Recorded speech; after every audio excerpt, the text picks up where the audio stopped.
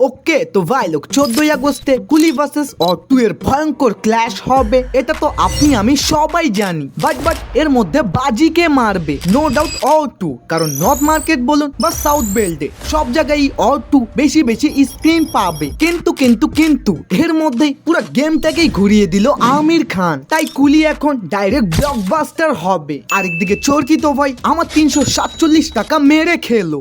মানে আমি তাদের কাছে গিয়েছিলাম মাছ কিনতে, কিন্তু তারা ধরিয়ে দিল আলু। এটা কি কোনো কথা? সবকিছুই জানবো, শুধু ভিডিওটার সাথেই থাকুন। প্রথমেই কথা বলি বলিউড ভার্সেস সাউথের ভয়ঙ্কর লড়াইটা নিয়ে। ভাই 14ই আগস্টে তো ফ্যান্সদের মধ্যে অনেক তর্কাতর্কি হবে। কেউ বলবে কুলি সিনেমাটা ভালো ছিল, তো কেউ বলবে না অটু বেস্ট। বাট অ্যাডভান্স বুকিং এ কোন সিনেমাটা এগিয়ে আছে? কারণ ভাই যেই মুভিটা অগ্রিম বেশি টিকিট বিক্রি করবে নো ডাউট ওটাই শুরুর কয়েকদিন ধামাকা বিজনেস করবে। ওয়েল, শুনলে অবাক হবেন যেই অটু ভারতের সব আইম্যাক্স থিয়েটারে কবজা করেছে, এছাড়াও নর্থ মার্কেটের 90% স্ক্রিন তার কাছেই আছে, কিন্তু তারপরেও পুলিশ সামনে অটুকে বাচ্চা মনে হচ্ছে। ইয়েস ভাই, এখানে আমি কোনো চাপা মারতেছি না। অবশেষ বুকিং এর মামলায় কুলি সিনেমাটা 1.5 মিলিয়নের উপরে টিকিট বিক্রি করেছে। লাইক দিস সিরিয়াসলি, যেগুলো রুপিতে 25 কোটি। অন্যদিকে অটুর কাছে যদি আসি, তাহলে এটার টোটাল অবশেষ বুকিং 3 লক্ষ। মানে ভাই অটু কুলির ধারের কাছেও নেই। বাট আসল লড়াই তো চলবে ইন্ডিয়ান বক্স অফিসে। ওয়েল, এখানে আবার অটু এগিয়ে আছে,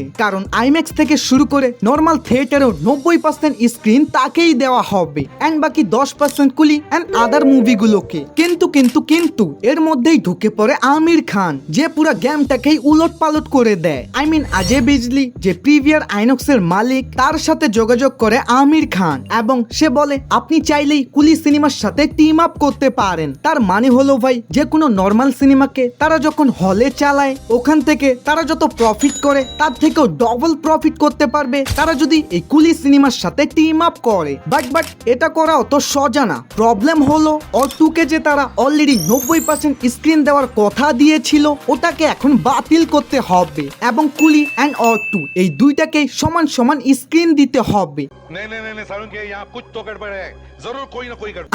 আই নো এখন অনেকজনই ভাবতেছেন আমির খান যেহেতু কুলি নিয়ে এত লড়াই করতেছে, তার মানে সেও এখান থেকে প্রফিট পাবে। কিন্তু শুনলে অবাক হবেন, কুলি সিনেমাটা যদি ব্লকবাস্টারও হয়, তারপরেও আমির খানের পকেটে 1 টাকাও ঢুকবে না। ওয়েট আমির খানকে এতটাও দয়ালু ভাবিয়েন না। ওয়েল, তিনি এই সবকিছুই করতেছে ওই যে লোকেশের সাথে তার একটা সুপার হিরো মুভি আসবে না, এক্স্যাক্টলি ওটার জন্যই।